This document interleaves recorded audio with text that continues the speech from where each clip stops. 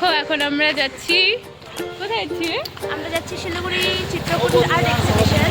হ্যাঁ, ওর art exhibition, আর আমাকে ও নিয়ে যাচ্ছে, মানে কাজ একজনের, যাচ্ছি অন্যজন। যাই হোক, ঘোরা হয়ে যাবে। হ্যাঁ, যাইতে তো হবেই। কত তাড়াতাড়ি আমি রেডি হলাম। কলেজ ছিলাম, আমি কলেজে বলছে যে আয়, ওখান থেকে আসলাম, টিউশন পড়ালাম, রেডি হলাম, আবার এসে টিউশন পড়াবো। যাওয়ার কথা ছিল 2টার দিকে, বাট এখন 4টা বাজে। ঠিক আছে, আমাকে 2 ঘন্টা লেট করা হয়েছে। ও নিজে বলছিল 3:30টায় যাবে। এই আমরা ভিডিওতে ঝগড়া করতেছি। এখন আমরা চলে এসেছি কোর্ট মোড়ে, এখান থেকে যাচ্ছি এখন চিত্রকুটিরে।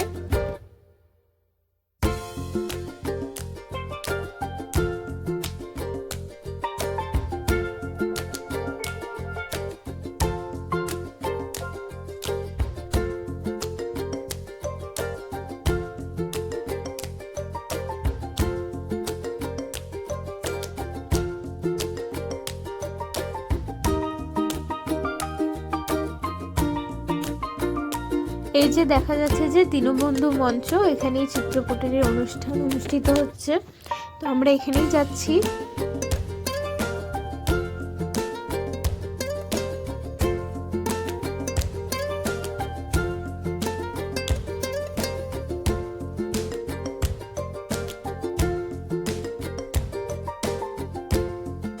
কোর্টমোড়ের পাশ দিয়ে শিলিগুড়ি বালক বিদ্যালয়ের সামনেই ঠিক চিত্রকুটিরটা পড়ে যায়। তো এখানে আমরা চলে আসলাম ভেতরে চারিদিকে কি সুন্দর আর্ট গুলো টানিয়ে রাখা ছিল। সবাই ছোট থেকে বড় এত সুন্দর সুন্দর ড্রয়িং করেছিল।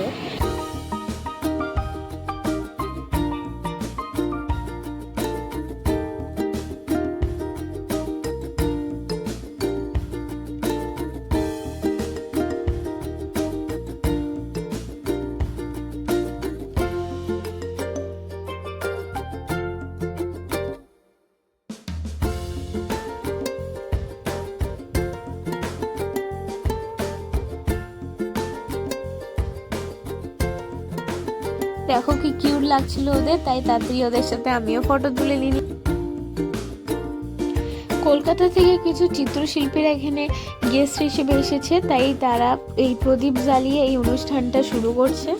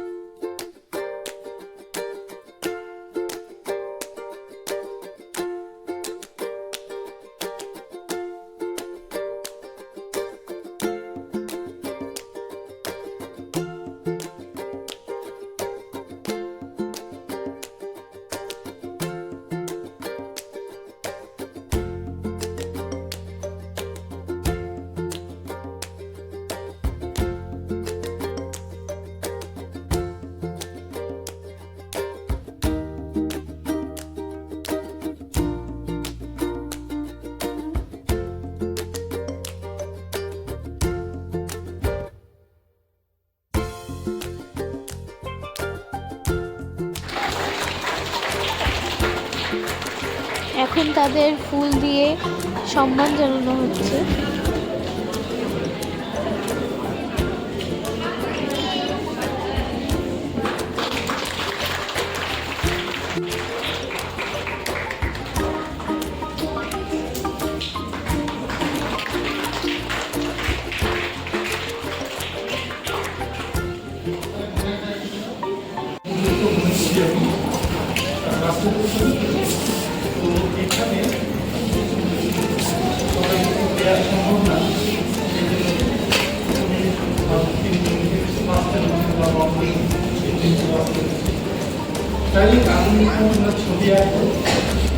ছবি আঁকলে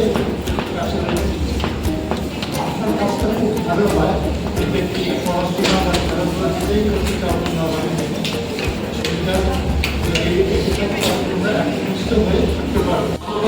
মানুষ যারা রয়েছেন তারা কিন্তু একটা পুরো এরিয়াকে আজকে শিলিগুড়িতে যদি শেষ 5 বছর বা 7 বছর দেখা যায়, সব থেকে বড় উন্নয়ন যদি হয়ে থাকে তো মাটিগাড়া অঞ্চল। ইনফ্যাক্ট আমি সেদিনই মাটিগাড়া অঞ্চল দিয়ে আসতে গিয়ে রাস্তা ভুল করে কিন্তু সেই উন্নয়ন তো শুধুমাত্র মানে কতগুলো বিল্ডিং, কতগুলো রাস্তা বা কতগুলো জায়গার উন্নয়ন হয় না। আজকে মানব উন্নয়ন যদি না ঘটে তাহলে সার্বভৌম